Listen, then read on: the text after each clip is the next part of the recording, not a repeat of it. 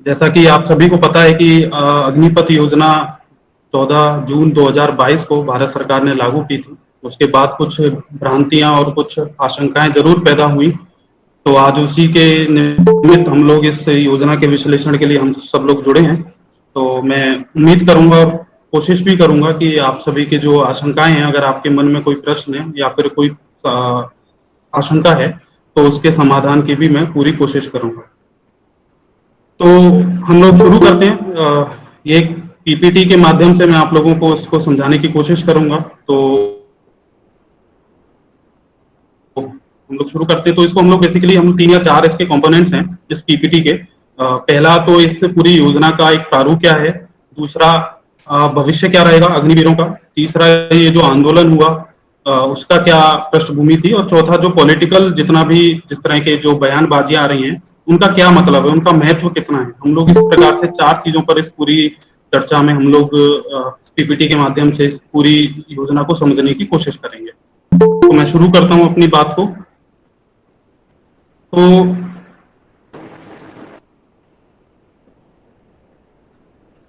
जैसा कि आपकी स्क्रीन पर है कि सबसे पहले हम लोग ये बात करते हैं कि अग्निपथ वास्तव में योजना क्या है।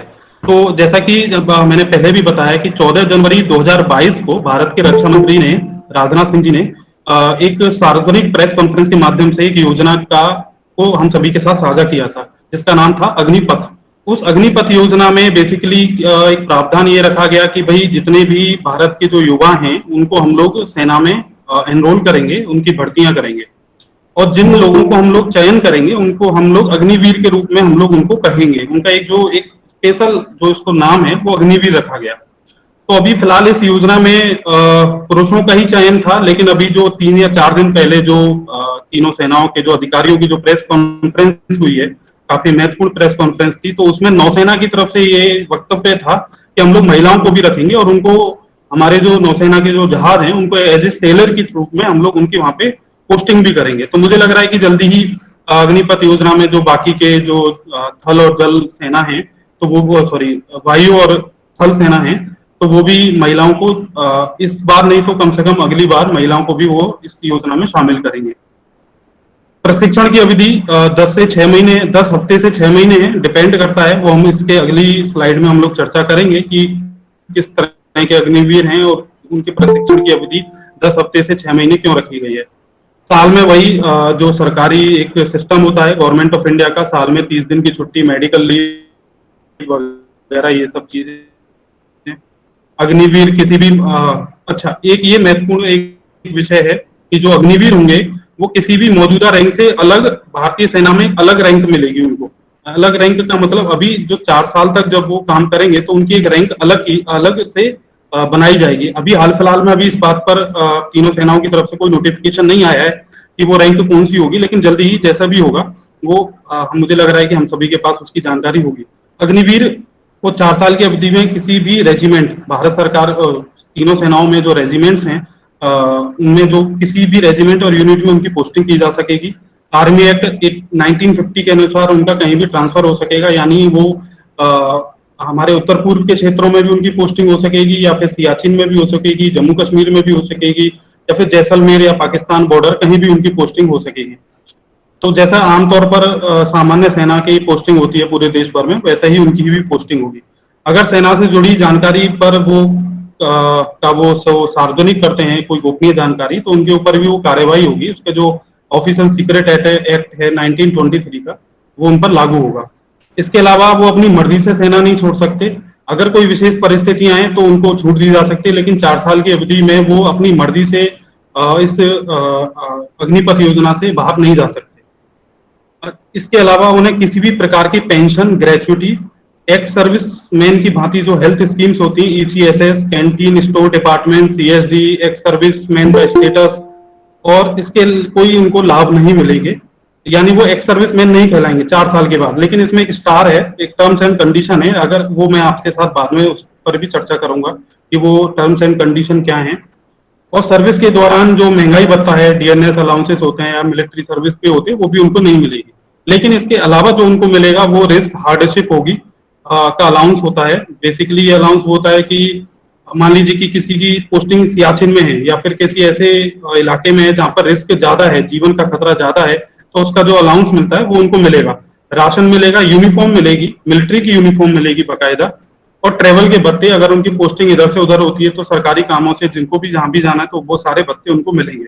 इसके अलावा जो एक विशेष बात है, उनकी सर्विस के दौरान उनकी यूनिफॉर्म पर एक विशिष्ट प्रतीक चिन्ह होगा। यानी अभी जो आप कंधों पर जो देखते हैं ना, स्टार लगा है या फिर भारत सरकार का जो एम्बलम होता है वो चार शेर वाला वो लगा है, तो इसी प्रकार से अभी तक हालांकि सेना ने इस प्रकार की कोई जानकारी डिस्क्लोज नहीं की है कि वो प्रतीक चिन्ह कौन सा होगा, लेकिन वो भी मुझे लग रहा है कि जल्दी ही अपनी वो इंटरनल कार्रवाई करके उसको भी हम लोगों के साथ साझा जरूर करेंगे। इसके अलावा उन्हें सम्मान जो अवार्ड्स मिलते हैं सेना में, बाकी जो सैनिकों को मिलते हैं, फॉर एग्जाम्पल अशोक चक्र हैं या फिर इस तरह के परमवीर चक्र हैं, इस तरह के जो सम्मान है उनकी क्षमताओं को देखते हुए या फिर उनकी जो किसी काम को देखते हुए वो सारे उनको मिलेंगे। इसके अलावा सर्विस के कालखंड में, यानी 4 साल के जो पूरी उनकी सर्विस है उसके कालखंड में वो सेना के मेडिकल और कैंटीन दोनों सुविधाओं का वो लाभ उठा सकते हैं, लेकिन 4 साल के बाद नहीं उठा पाएंगे। तो ये अग्निपथ योजना। इसके बाद हम बात करते हैं अग्निपथ योजना के जो प्रकार हैं उस पर। तो अग्निपथ के जो प्रकार हैं, बेसिकली अभी 6 तरह के लोगों की अग्निपथ की योजना में 6 प्रकार के लोगों की एंट्री हो रही है, जिसमें 17.5 साल से लेकर 23 साल की उम्र के लोगों की इसमें शामिल किया जाएगा। पहले ये 21 साल थी, लेकिन 2 साल कोविड के कारण इसकी सीमा को 23 साल किया गया है, और वो भी इसी बैच के लिए होगा।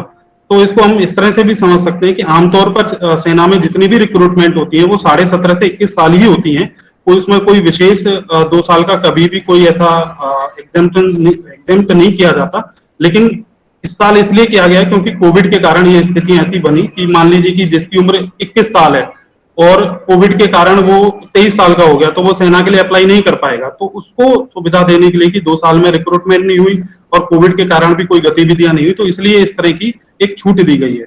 इसके अलावा अग्निवीर में जो आप स्क्रीन पर भी देख सकते हैं, जो 6 तरह के जो अभी इस समय अग्निवीर हैं वो सेना में जाएंगे। एक जन सभी सेनाओं में रहेंगे ये लोग लेकिन उसके प्रकार अलग अलग रहेंगे, जिसमें एक जनरल ड्यूटी में रहेंगे, कुछ टेक्निकल रहेंगे, कुछ एलिवेशन या एम्यूनेशन के लिए रहेंगे, कुछ क्लर्क स्टोर कीपर में रहेंगे, कुछ ट्रेड्समैन रहेंगे, और इसकी जो एजुकेशनल क्वालिफिकेशंस हैं वो 8 से 12 साल तक की रहेंगी।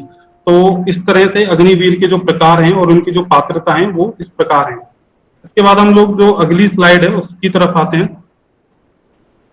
अब बात करते हैं कि आखिर इस योजना का उद्देश्य क्या है, कि आखिर क्यों ऐसी योजना हमको लाने की जरूरत पड़ी। तो बेसिकली हम तो सब जानते ही हैं और इसमें कोई दो राय भी नहीं है कि एक जो सेना के लिए जो सेवाएं देते हैं वो कोई आजीविका नहीं होती।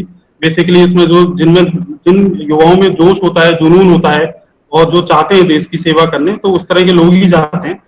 तो एक तरह से अब अगर आप इस पूरी योजना को देखें तो एक तरह से एक 4 साल का एक प्रशिक्षण कोर्स ही है, और इसके माध्यम से हम लोग उनके जो अग्निवीर रहेंगे उनमें सामाजिक दायित्व, जीवन में अनुशासन, देश प्रेम, भक्ति, जो इस तरह की जो चीजें हैं जो वास्तव में एक समाज के लिए वास्तव में ही बहुत जरूरी चीजें हैं, उनका हम लोग उनके अंदर निर्माण कर पाएंगे।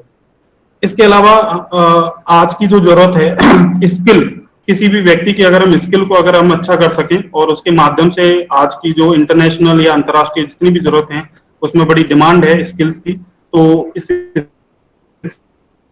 स्किल को बढ़ाना होगा इस योजना के माध्यम से। इसमें एजुकेशन मिनिस्ट्री और स्किल डिपार्टमेंट मिनिस्ट्री ने भी कई तरह की अपनी योजनाएं इसमें शामिल की हैं। प्रत्येक अग्निवीर जो होगा उसको एक कौशल प्रमाण पत्र भी दिया जाएगा। इसके अलावा जो मुझे जो लगता है कि इस पूरी प्रक्रिया में अवैध रूप से जो ये सेना के जो ये ट्रेनिंग कैंप्स चल रहे हैं, जो ये व्यवसाय बन चुका है इस ट्रेनिंग कैंप चलाने का, इंदौर में या दिल्ली में या फिर भोपाल में, यहाँ हरियाणा में भी कई जगह चल रहे हैं, तो इस तरह के जो अवैध ट्रेनिंग कैंप्स हैं जो व्यवसाय बन चुके हैं, इन पर भी काफी हद तक रोकथाम लगेगी इस योजना के माध्यम से। इसके अलावा युवाओं को जो सेना के साथ जो एक लाइव जिसे कह सकते हैं तो जुड़ने का मौका मिलेगा, वास्तविक हथियार होंगे, वास्तविक दुश्मन होंगे, वास्तविक स्थितियां होंगी और उनसे कैसे निपटना, तो मुझे लग रहा है कि वो सब चीजें भी एक युवा के लिए बहुत ही लाभदायक रहेंगी। फिर हम आते हैं योजना के बाकी के जो महत्वपूर्ण जो उद्देश्य हैं, जो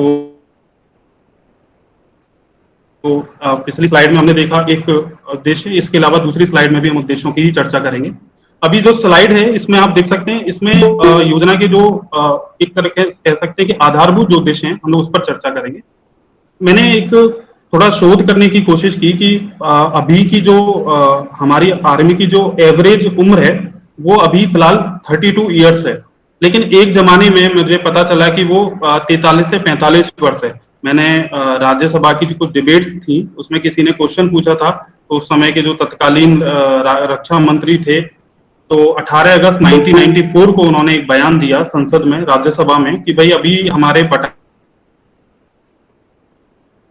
में कमांडिंग ऑफिसर्स हैं उनकी जो औसतन उम्र है वो 43 से 45 वर्ष है, लेकिन अभी हाल फिलहाल में 2022 में वो अभी 32 ईयर्स है। लेकिन अभी इस योजना के माध्यम से इस पूरी एज को 4 से 5 साल घटाने का एक जो प्रक्रिया है वो शुरू की जाएगी। यानी हम अपनी सेना को, जो बूढ़ी हो रही है सेना धीरे धीरे 32 साल पर है, मतलब मैं बूढ़ा नहीं कहूंगा लेकिन वो एक अधेड़ उम्र की तरफ बढ़ रही है, तो उसको हम लोग 26 साल तक लेकर आने की कोशिश करेंगे इस योजना के माध्यम से, जिससे कि सेना थोड़ी यंग लगे और उसमें जो जोश है वो बरकरार रहे।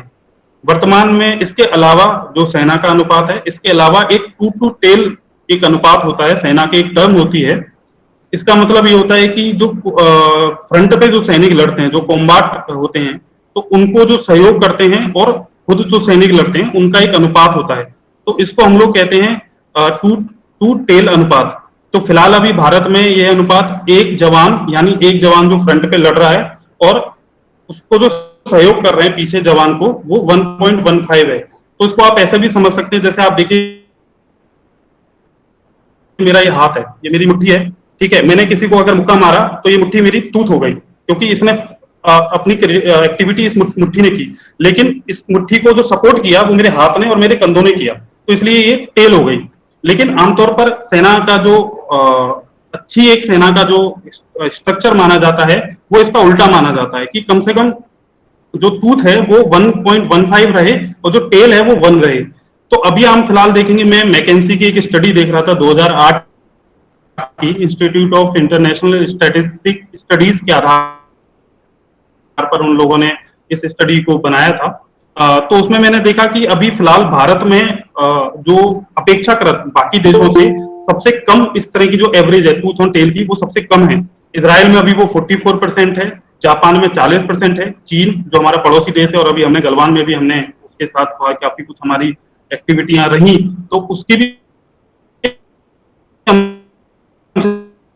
ज्यादा है वो 13। जो लड़ने वाली जो हमारी शक्ति है पूरी सेना में वो सिर्फ मात्र 25% है।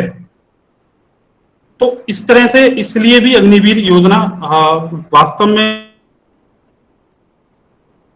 इसलिए भी जरूरी है कि जिससे कि जो यंग है वो सेना में आए, जो हमारी लड़ने की जो क्षमता है सेना की वो बढ़े, और हम लोग इंटरनेशनली हमारी सेना को जो मानक है, इंटरनेशनल मानक है एक सेना के, हम लोग उसको कंप्लीट कर सकें। सिर्फ एक क्षमता बढ़ाने से नहीं, हमारी क्वालिटी को भी हमें उस चीज में बढ़ाना होगा। तो इसलिए अग्निवीर योजना का वास्तव में इस माध्यम से भी बहुत लाभ हमें मिलने वाला है। मैं अगली स्लाइड पर आता हूं। अब बात करते हैं आमतौर पर, वैसे इस स्लाइड से आप लोग पहले से ही काफी कुछ परिचित होंगे और आप लोगों में से कई लोगों की जानकारी में रहेगा कि ये इनकी जो आमदनी है सेवा के बदले एक वित्तीय आमदनी, तो आमतौर पर अभी जवान को 21 से 22 हजार मिलते हैं, जो रेगुलर आर्मी में जो जवान रहता है। नॉन कमीशन की मैं बात कर रहा हूँ, कमीशन की बात नहीं कर रहा, जो जूनियर जेसीओ जिन्हें कहते हैं, नायब या तहसील नायब या सूबेदार की पोस्ट पर जो जाते हैं। तो अभी फिलहाल अग्निवीर की बात करें तो 30,000 से 40,000 का पैकेज रहेगा इनका सालाना, जिसमें 70% इनको हाथ में मिलेगा, 30% इनका एक अग्निवीर कॉर्पस फंड में सुरक्षित जाएगा। उसका एक स्लाइड आपके सामने देख रहे हैं, पहले वर्ष में 9,000, दूसरे वर्ष में 9900, तीसरे वर्ष में 10,950 और चौथे वर्ष में 12,000। तो इस प्रकार टोटल होता है 5,02,000 रुपए। फिर इसके बाद भारत सरकार भी अपनी तरफ से इस कॉर्पस फंड में अपनी तरफ से भी उतना ही योगदान देगी जितना किसी अग्निवीर के अकाउंट से जा रहा है, उतना ही योगदान सेम भारत सरकार अपनी तरफ से एक्स्ट्रा पैसे देगी, तो उसकी भी उतनी रकम होगी। तो कुल मिला के ये दोनों रकम हो जाती है 10,04,000 रुपए। इसके अलावा जब 4 साल का इनका पूरा ब्याज लगाया जाएगा, ब्याज लगाकर ये पूरी जो रकम हमें मिलेगी वो 11 लाख रुपए हो जाएगी। तो इस तरह से 11,71,000 रुपए, करीब 1.5 लाख का ब्याज इन 4 साल में इस पूरी रकम पर हमें मिलेगा, यानी अग्निवीरों को मिलेगा। और इसे एक सेवा निधि पैकेज के रूप में उन्हें जब उनकी पूरी सर्विस खत्म होगी उनको लौटा दिया जाएगा। इसके अलावा एक जो प्रश्न आता है कि भाई 8वीं या 10वीं पास के जो छात्र हैं जो इस पूरी योजना में जा रहे हैं, उनकी आगे की पढ़ाई का क्या होगा? तो उसकी आगे की पढ़ाई के लिए भी एचआरडी मिनिस्ट्री ने अपनी तरफ से अपना एक प्रपोजल दे दिया है, और मुझे लग रहा है कि 1-2 महीने में वो प्रपोजल भी हम सभी के सामने होगा, जिसमें 10वीं पास जो अग्निवीर होंगे उन्हें 12वीं कक्षा का सर्टिफिकेट मिल जाएगा, और 12वीं पास जो अग्निवीर होंगे उन्हें डिप्लोमा या डिग्री का सर्टिफिकेट मिलेगा। इस पर अभी काम चल रहा है, अभी इसका कोई प्रारूप अभी हमारे सामने नहीं आया, लेकिन सेना ने इस बात को स्पष्ट रूप से कहा है कि हम ऐसा करेंगे।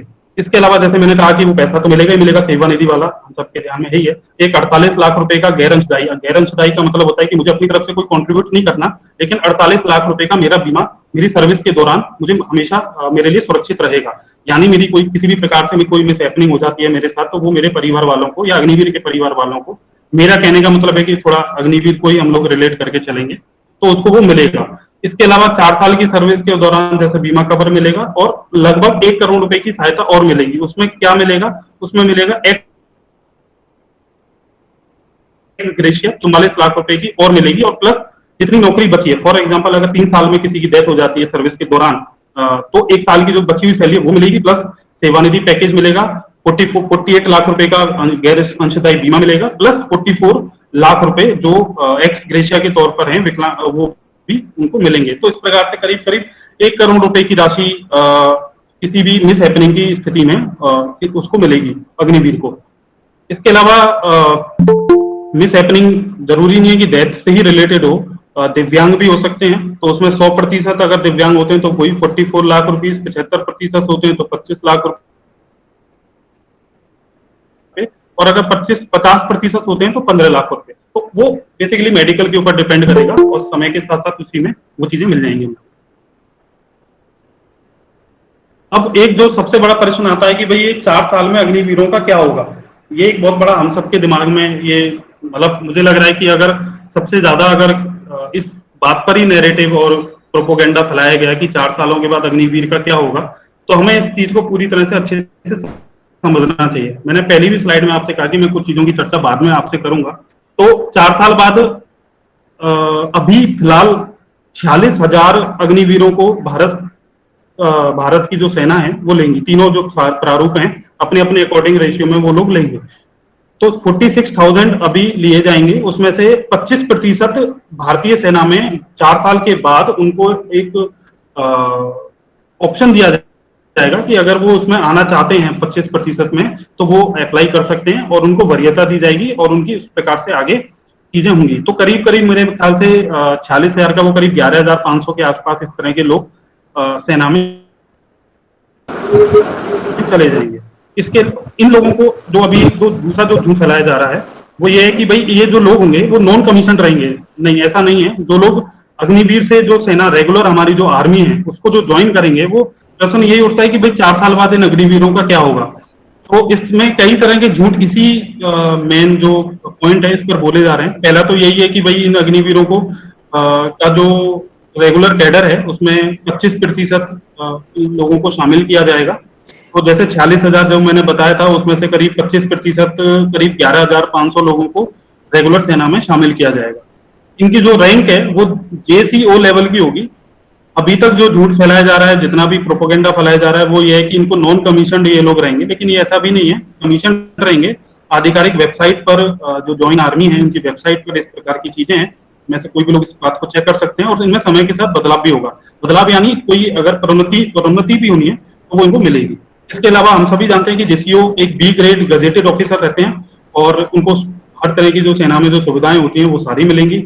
अच्छी सैलरी होती है, 10 लाख तक की सैलरी इनका स्केल रहता है सालाना। पेंशन मिलेगी, घर भी मिलता है आमतौर पर। तो 40,000 में से कम मेरा मानना है कि 12,000 को तो इस प्रकार की सुविधाएं जरूर मिलेंगी। अब बचे हैं बाकी लोग। इस पर भी एक बहुत बड़ा प्रश्न बार बार लगातार खड़ा हो रहा है कि भाई ठीक है सेना तो चलो ले लेगी, लेकिन बाकी लोगों का क्या होगा, उनके लिए क्या सुविधाएं हैं। तो उनके लिए भी अभी हाल फिलहाल बहुत सारी तरह की, मुझे लग रहा है कि एक नहीं कम से कम हर तरह के हर लेवल पर लोग इस प्रकार के कोशिश कर रहे हैं।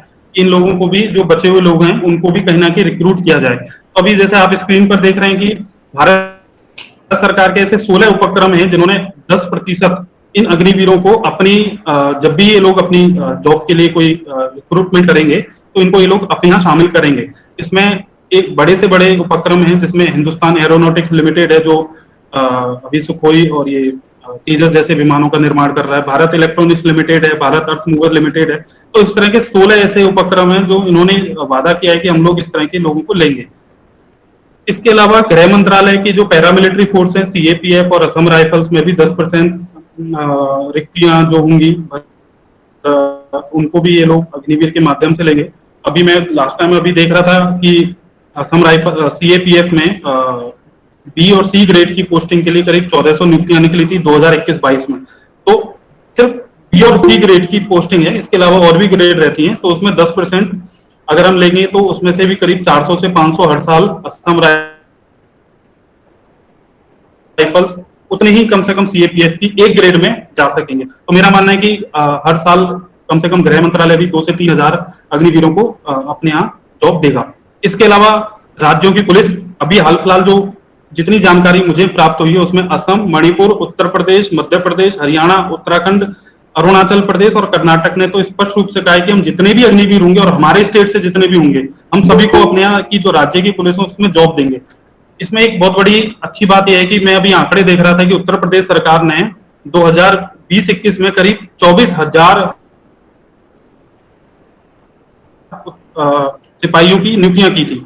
यानी हर साल कम से कम इतने ही करीब 20 से 25 हजार उत्तर प्रदेश में जो पुलिस है वो रिटायर होते हैं और उतनी ही नियुक्तियां होती हैं।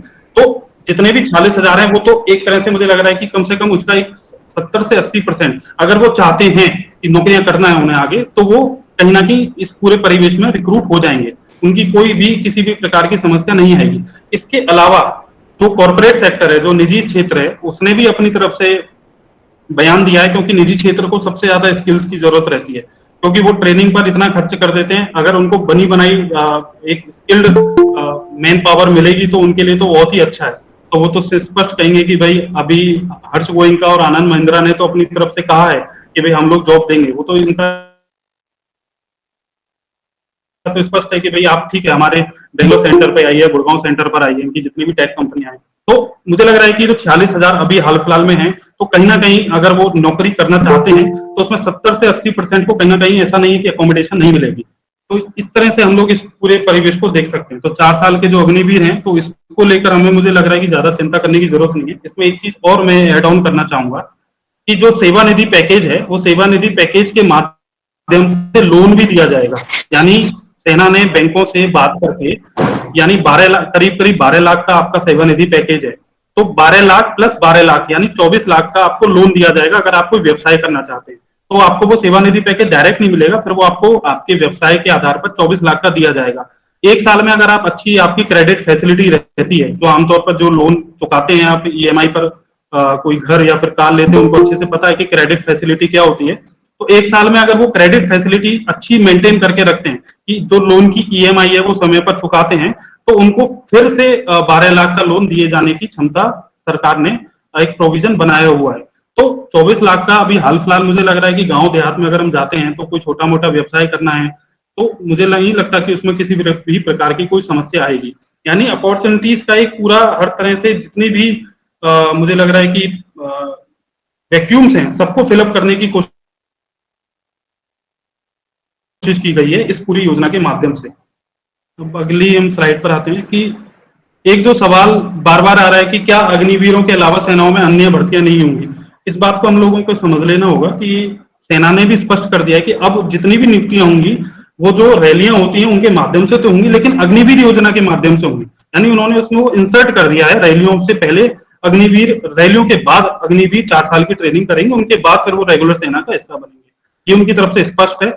लेकिन इसमें दूसरी चीज और है, जैसे इस साल 46,000 लोगों को वो लोग रिक्रूट कर रहे हैं, ठीक है, उसके बाद अगले 4 से 5 साल बाद सेना ने इस बात को कहा है कि अगले 4 से 5 साल में इस 46,000 की क्षमता को बढ़ा के वो 1,25,000 तक ले जाएंगे। यानी इस साल 46,000 है तो हो सकता है 4 से 5 साल के दौरान वो 1,25,000 की जो आंकड़े हैं उसको छू लेंगे।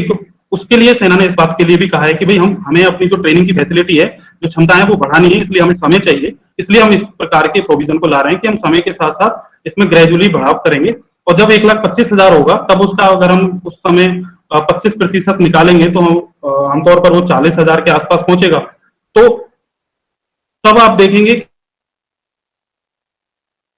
कि 40,000 अगले 5 साल में, जो अभी रिक्त करीब करीब मेरे ख्याल से 1 लाख के आसपास सेना में इस समय रिक्त पद हैं, तो अगले 4 से 5 साल में ये पूरे पद जो हैं वो आमतौर पर भर जाएंगे और एक प्रोसेस अपने आप हर साल की जो प्रक्रिया है वो चलने लगेगी। इसके अलावा एक चीज और मैं इसमें ऐड ऑन करना चाहूंगा कि ये जो अग्निवीर के माध्यम से जो नियुक्तियां हो रही हैं वो तो एक हैं, इसके अलावा जो अधिकारियों की नियुक्तियां होती हैं वो लगातार आज भी चल रही है, उसमें किसी प्रकार की कोई फेरबदल या छेड़छाड़ नहीं है। जैसे आप स्क्रीन पर देख सकते हैं, तो आप उनकी वेबसाइट पर भी जाकर देख सकते हैं। जो सीनियर लेवल के अधिकारी होती हैं या फिर अन्य प्रकार की जो सेना में जो टेक्निकल जॉब्स निकलती हैं, तो वो आमतौर पर अभी भी निकल रही हैं। इसी साल करीब 3, 6, 7, 8, 9 जनवरी से लेके मई तक का मेरे पास आंकड़ा है, तो 9 पोस्ट अभी भी इस साल मई तक सेना ने निकाली है। इसके बाद इसके बाद हम बात करते हैं ये आंदोलन की। आखिर ये आंदोलन था क्या? हालांकि जब 14 जून को प्रेस कॉन्फ्रेंस हुई थी, उस दिन हम लोगों ने शायद एक ही चीज पर ध्यान दिया होगा कि भाई अग्निवीर नाम की एक योजना लागू की गई है, लेकिन वो इतना हंगामा मचा, उसमें एक चीज मिसिंग रह गई।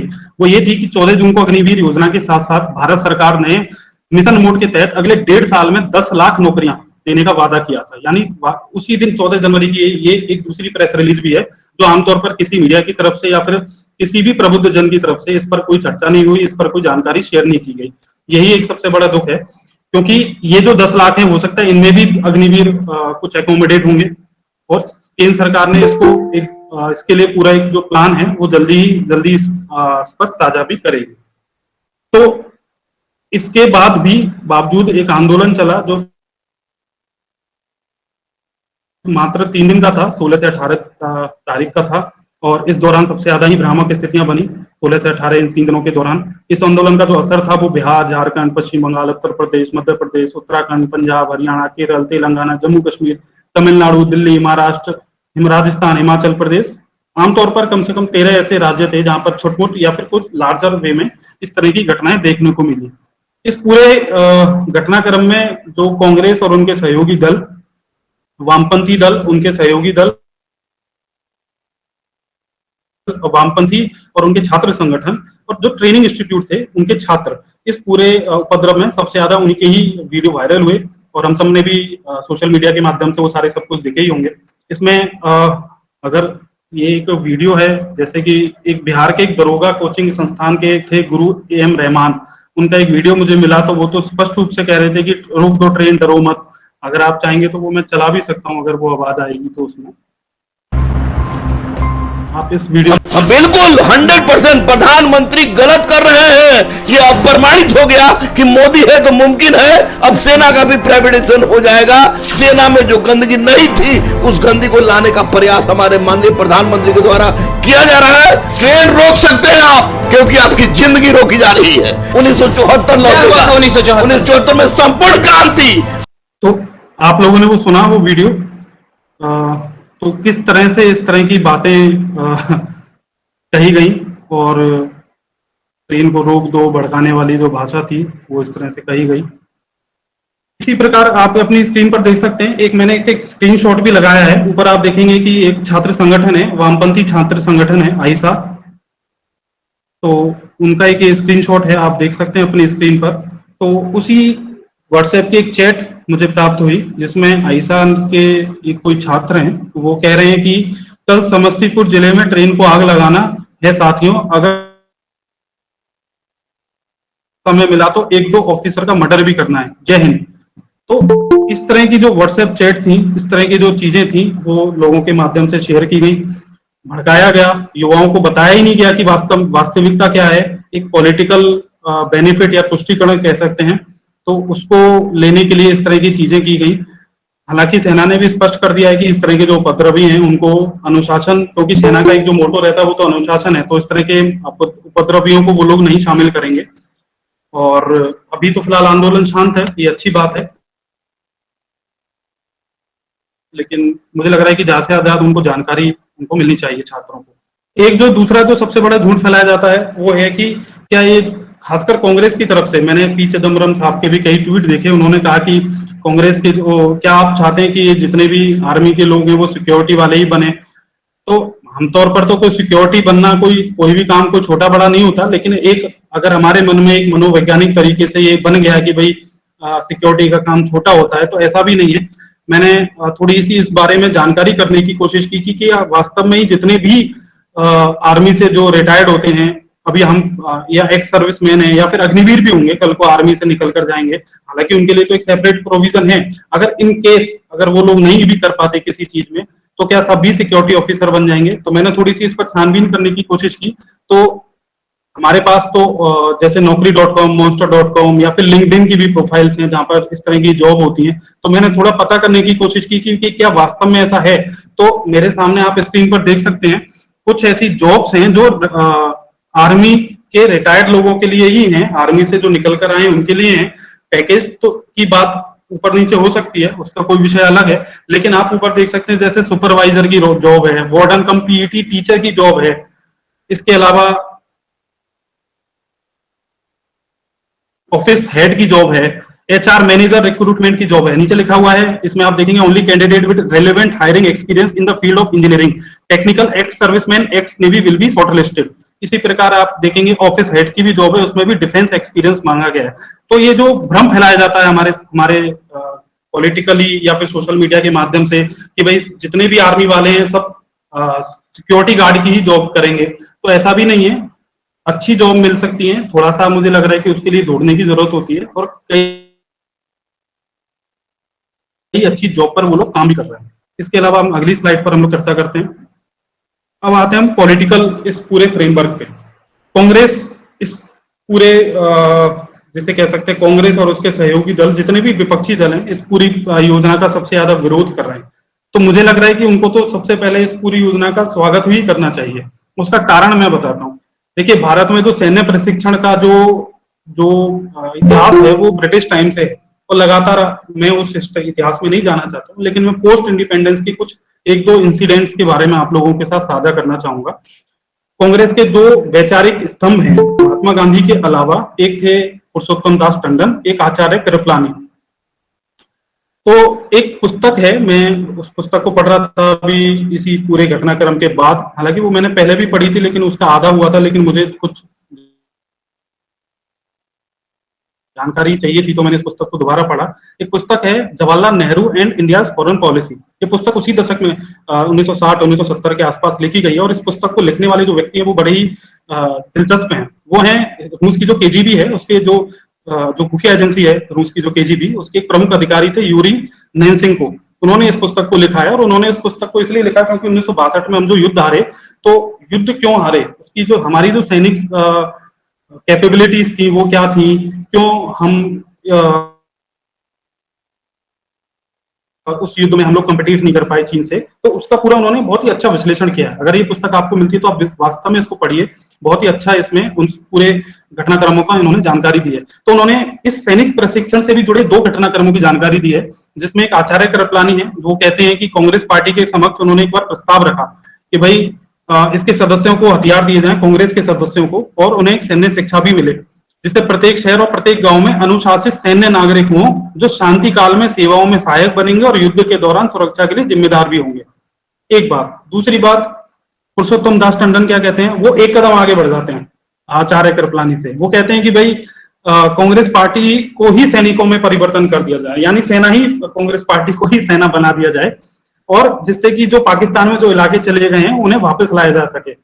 देखिए, मैं उनके जो तरीका है मैं उस पर कोई चर्चा नहीं करना चाहूंगा, लेकिन मैं उनका जो सोच है, जो वो चाहते हैं, उस पर मैं चर्चा करना चाहूंगा। वो चाहते थे कि देश में सैन्य प्रशिक्षण हो, लेकिन उसका प्रकार क्या हो उस पर हम लोग डिबेट कर सकते हैं। जो आज हम लोग देख रहे हैं अग्निवीर, वो वास्तव में मुझे लगता है कि अभी तक का सबसे एक मॉडरेट, सबसे अच्छा, और एक जिसे कह सकते हैं कि इंटरनेशनल स्टैंडर्ड के तौर पर वो एक सबसे अच्छा प्रकार है। हालांकि चर्चा कांग्रेस में भी होने लगी थी, इसलिए मैं आपको बार बार ये बात कह रहा हूं कि कांग्रेस के लोगों को विरोध करने का तो कोई स्तर ही नहीं है, मतलब ही नहीं है भाई। आपके ही लोग इस बात को कहते थे कि देश में सैन्य प्रशिक्षण होना चाहिए, और आपके जो वैचारिक स्तंभ थे वो लोग कहते थे, और आज आप लोग इसी अग्निवीर योजना का विरोध कर रहे हैं, तो ये समझ से बाहर है। यानी कांग्रेस को अपने इतिहास को थोड़ा पढ़ना पड़ेगा। इसके अलावा फिर हम ऐसा नहीं है कि अग्निवीर से पहले भी देश में सैन्य प्रशिक्षण योजना नहीं आई। मैंने 2 योजनाओं का थोड़ा विश्लेषण करने की कोशिश की, उनके बारे में जानकारी प्राप्त करने की कोशिश की कि उनका प्रारूप क्या था, उनका उद्देश्य क्या था। तो ऐसी ही एक योजना थी 1955 में, नेशनल वॉलंटियर कॉर्प्स करके आई थी, जिसे व्यवस्थित सैनिक प्रशिक्षण की ही शुरुआत माना गया था भारत में पहली बार। और इसका उद्देश्य वही जो अभी अग्निवीर में भी है, जिसका जो उद्देश्य है वो अनुशासन, आत्मनिर्भरता, देशभक्ति की भावना इत्यादि का निर्माण करना है। सामाजिक दायित्व भी इसमें जोड़ सकते हैं। फिर बाद में इसका नाम बदल के लोक सहायक सेना कर दिया गया। फिर जब इस योजना को क्या कांग्रेस में एक बड़ा अच्छा था कि हर चीज का थोड़ा सा दिखावा या फिर रस्म अदायगी जरूर करनी थी। थोड़ा हो सकता है कि मैं ऐसा लगूं कि मैं थोड़ा कांग्रेस के लिए क्रिटिकल हूं, लेकिन इस योजना के लिए तो मैं बिल्कुल इस मामले में रहूंगा। तो कांग्रेस के जो उस समय के जो रक्षा मंत्री थे के.एन. काटजू, उन्होंने लोकसभा में इस बिल को पेश किया, और 9 सितंबर 1956 में राज्यसभा और लोकसभा दोनों से बिल पास हो गया। और ये अभी आप में से अगर कोई हैं तो आप गूगल पर भी सर्च कर सकते हैं, तो लोक सहायक सेना 1956 का एक एक्ट है जो इस प्रकार की चीजों के लिए था। इसमें हर साल 18 से 40 वर्ष के आयु, 18 से 40 वर्ष, 18 यानी बहुत ही यंग एज से 40 ऑलमोस्ट अधेड़ उम्र तक के लोगों को, के 1 लाख लोग, हर साल 1 लाख लोगों को 5 साल तक ट्रेनिंग देनी थी, यानी 5 साल लोगों को ट्रेंड करना था। अभी हम लोग अग्निवीर में जो हम कर रहे हैं वो आमतौर पर 46,000 अभी, और उस दौरान 1 लाख लोगों को ट्रेन करने की बात की गई थी। फिर इस पूरी योजना का जो प्रारूप था वो वॉलंटियर था, यानी वॉलंटियर इस प्रकार था कि मान लीजिए कि देश में कोई विपत्ति आती है, प्राकृतिक आपदा आती है, कि बाढ़ आ गई या फिर कोई अन्य प्रकार की भी आपदा आ गई, तो उसमें इन लोगों की कोई मैंडेटरी ड्यूटी नहीं रहेगी कि वो उस आपदा में जाएं, लोगों की सहायता करें। वो उनकी इच्छा के ऊपर निर्भर करेगा कि भाई मुझे जाना है तो ठीक है, नहीं जाना है तो नहीं है, मैं अपने घर पर ठीक हूँ। वो इस तरह की ये पूरी योजना थी, यानी कोई मॉरल वैल्यू को बढ़ाने का कोई मतलब ही नहीं था। फिर उसके बाद राशन तो मिलेगा ही, 1 महीने की पूरी ट्रेनिंग थी, तो 1 महीने के लिए शिविर में रहेंगे तो राशन भी मिलेगा, और 15 रुपए का पूरी कंप्लीट होने के बाद मात्र 15 रुपए, हालांकि उस दौरान के हिसाब से 15 रुपए बहुत बड़ी तो नहीं, लेकिन एक अच्छी खासी रकम हो सकती है। लेकिन इसके अलावा कोई भत्ता, कोई कुछ भी प्रकार के अलाउंसेस नहीं है। जो आज इसके लिए लोग लड़ रहे हैं, ना कोई समय पेंशन के लिए था ना कुछ था, तो आज ये लोग तो कह रहे हैं कि भी पेंशन दो, ग्रेचुटी दो, सब कुछ दो, लेकिन जब इनके पास एक मौका था कि आप एक अच्छी स्कीम को लेकर आ सकते थे, तो उन्होंने कोई भी उसमें कोई कदम नहीं उठाए। फिर इसके बाद क्या हुआ, मैं अगली स्लाइड पर आता हूं।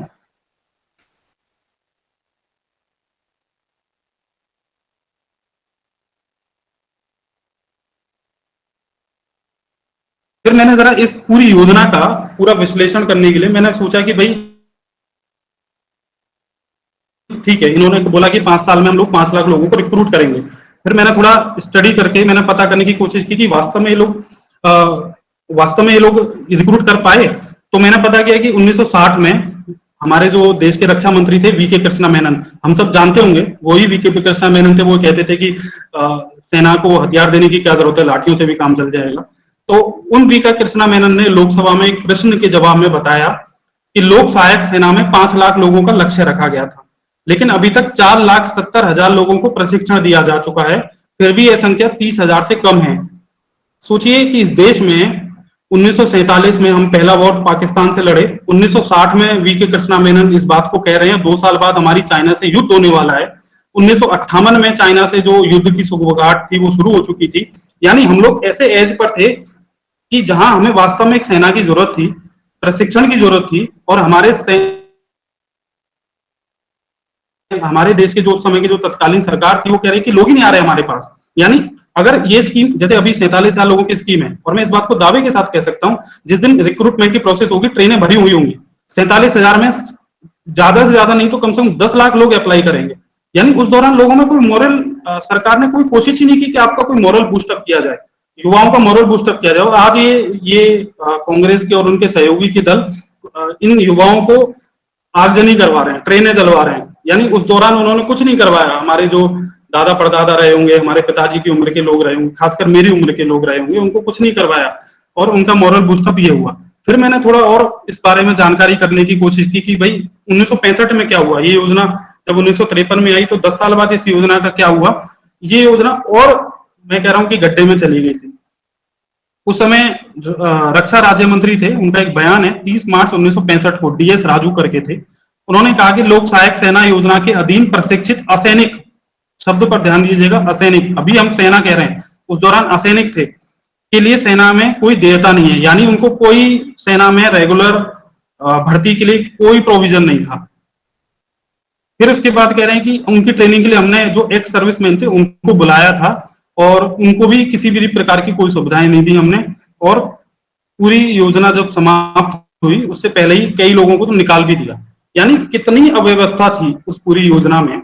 और आज एक व्यवस्थित योजना है सेना के माध्यम से, बाकी मिनिस्ट्रीज भी उसमें शामिल हो रही हैं। और इतनी एक, मुझे लग रहा है कि एक अब तक का सबसे एक बेस्ट प्रारूप है। जितनी भी हमने पुरानी मैंने स्कीम्स का जो अवलोकन किया उसका तो बहुत ही बेस्ट प्रारूप है। और आप उसका आज विरोध कर रहे हैं और लोगों को हिंसा के लिए भड़का रहे हैं, जबकि आपके पास 50 साल तक एक मौका था। आप एक कोशिश कर सकते थे एक अच्छी योजना लाकर, लेकिन आपने ऐसा नहीं किया। सिर्फ एक अकेली ऐसी स्कीम नहीं थी। 1953 में ऑक्सिलरी टेरिटोरियल फोर्स नाम से खुद प्रधानमंत्री नेहरू के पास उस समय रक्षा मंत्रालय का दायित्व होता था।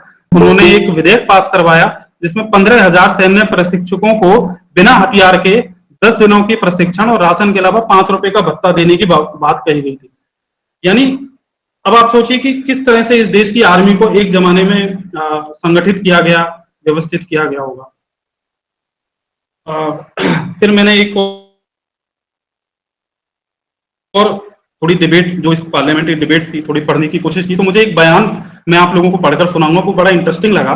वो 2 बार के लोकसभा सांसद रहे यूसी पटनायक, उनका 28 अगस्त 1956 को इन पूरी योजनाओं को लेकर एक बयान था। वो क्या कहते हैं वो आप सुनिए। हमने स्काउट मूवमेंट, हिंदुस्तान सेवा दल, जेके भोसले नेशनल डिसिप्लिन स्कीम जैसी बहुत सी योजनाओं को देखा है। इन सभी में जो जोश देखने को मिलता है वे लोक सहायक सेना में बिल्कुल भी नहीं है। इसके अंतर्गत किसी में भी नेतृत्व क्षमता नहीं पैदा की जाएगी। मैंने कई शिविरों का दौरा किया है, अपने अनुभवों से मैं बता रहा हूं कि इस योजना में किसी भी को भी नेतृत्व करने का मौका नहीं दिया जाएगा। 1 लाख लोगों को हर साल 1 महीने के प्रशिक्षण पर 1 करोड़ रुपए खर्चा कर उन्हें वापस उनके गांव भेज दिया जाएगा। उसके बाद चरणबद्ध तरीके से अनुवर्तन यानी डेवलपमेंट योजनाएं का कोई प्रावधान नहीं है। अब आप सोचिए आज के परिवेश में, मैं अपनी शब्द इसमें ज्यादा मैं इस चीज को एक्सप्लेन नहीं करूंगा, लेकिन आप लोग खुद ही इसका तुलनात्मक अध्ययन कीजिए कि आज जो कांग्रेस कर रही है, जो इनके कांग्रेस के जो इनके दादाजी थे जवाहरलाल नेहरू, नाना जी थे, उन्होंने क्या किया और वर्तमान स्कीम क्या है। अब तीनों स्कीमों का आप तुलनात्मक अध्ययन कर लीजिए कि इसमें कौन सी चीज फिट है, बेटर है और जिसका सबसे ज्यादा इस देश को लाभ मिलने वाला है। ये दोनों स्कीम जो हैं, जो मैंने आपको बताई, उनको देश के डेवलपमेंट से कोई किसी भी प्रकार से नहीं जोड़ा गया था।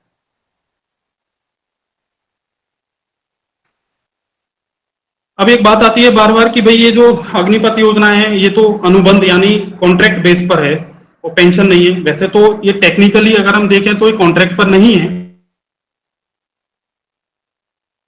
4 साल बाद तो 25% उसमें चले जाएंगे रेगुलर आर्मी में। इसके अलावा पैरामिलिट्री फोर्स में भी चले जाएंगे। इसके अलावा कुछ लोग राज्यों की जो पुलिस है उसमें भी चले जाएंगे। तो वैसे देखा जाए तो टेक्निकली ये कोई अनुबंध आधारित नहीं है, ट्रेनिंग का एक कॉन्सेप्ट है। उसके बाद वो उनकी फिर रिक्रूटमेंट की अलग अलग प्रोसेस शुरू होंगी। तो अब बात आती है कि ये जो रिक्रूटमेंट है, जो कॉन्ट्रैक्ट बेस है, कांग्रेस को और उसके सहयोगी दल जब सत्ता में थे तो इसकी शुरुआत किसने की। मैंने थोड़ा इसके बारे में भी पता करने की कोशिश की कि रक्षा मंत्रालय में जो कॉन्ट्रैक्ट बेसिस पर जो जॉबें थी वो सबसे पहले किसने दी, तो भाजपा के एक नेता थे। 23 दिसंबर 2004 को उन्होंने तत्कालीन रक्षा मंत्री प्रणब मुखर्जी से एक सवाल पूछा और आशंका भरा सवाल था। वो रेगुलर सवाल नहीं था। उन्होंने आशंका भरा सवाल पूछा कि भाई आप जो रक्षा मंत्रालय में ये संविदाओं पर या अनुबंध पर जो जॉब दे रहे हो, इससे क्या रक्षा मंत्रालय की गोपनीयता है वो खतरे में नहीं पड़ जाएगी। तो तब के रक्षा मंत्री और बाद में इस देश के राष्ट्रपति भी बने, उनका पूरा सम्मान है, लेकिन उनका जो जवाब है वो ये है कि रक्षा मंत्रालयों के तहत विभिन्न कार्यालयों में कार्य करने के लिए अनुबंध के आधार पर कर्मियों को नियुक्त किया जा रहा है। अनुबंध के आधार पर कर्मियों को नियुक्त किया जा रहा है रक्षा मंत्रालय में, जो बारहमासी और महत्वपूर्ण प्रकृति के नहीं है, यानी कोई ज्यादा महत्वपूर्ण काम नहीं है, छोटे मोटे काम उनको दिए जाएंगे और लेकिन अनुबंध पर रहेंगे। ऐसे किसी भी कर्मचारी को काम में लगाने से पहले उसकी सुरक्षा संबंधी सावधानियां बरती जाएंगी, यानी उनकी जो पुलिस वेरिफिकेशन वो सब होगी। अब मेरा सवाल ये उठता है कि भाई आपने एक कॉन्ट्रैक्ट बेसिस पर आपने शुरुआत की देश के मंत्रालयों में जॉब देने की, लेकिन भाजपा की तरफ से या फिर देश में किसी भी प्रकार की जो दूसरी पार्टियां थी, कहीं कोई आगजनी हुई, कोई हिंसा हुई, उसके बाद के मैंने 2 महीने के अखबार मैंने खुद देखे हैं, times of India, Hindustan times, मैंने कहीं पता लगाने की कोशिश की कि सरकार ने लोकसभा में इस तरह का बयान दिया है, क्या इसकी कोई प्रतिक्रिया सड़कों पर हिंसक घटनाओं या आगजनी के रूप में देखने को मिलती है?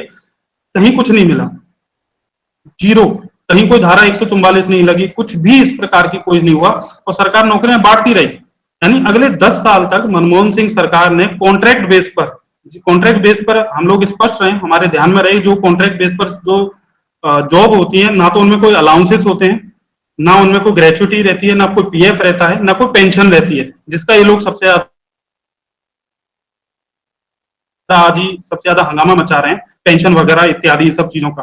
तो 2014 में जब मनमोहन सिंह सरकार जाने वाली थी तो उसके 10 सालों का एक लेखा जोखा इन लोगों ने शेयर किया और पीठ थपथपाई अपनी ये बात कहकर कि हमने 17 मिलियन रोजगार 2009, 2010, 2011, 2012 में औपचारिक क्षेत्र में 17 मिलियन रोजगार सृजन किए हैं, लेकिन उन सभी को किसी को भी कोई सामाजिक सुरक्षा प्रदान नहीं की गई। सामाजिक सुरक्षा मतलब पेंशन, ग्रेचुटी, पीएफ वगैरह जो भी होती है, सामाजिक सुरक्षा किसी को भी नहीं मिली। यानी आज ये लोग तो विरोध कर रहे हैं कि भाई आप क्यों नहीं दे रहे, लेकिन आपके टाइम पे आपने भी किसी को नहीं दी। और मैं ये नहीं कह रहा कि ये कोई प्रथा चल पड़ी है, बिल्कुल भी मैं ये बात को नहीं कहूंगा प्रथा चल पड़ी है, लेकिन हमें भी अपने गिरेबान में झांकने की जरूरत है कि हमने क्या किया था, वो एक विषय।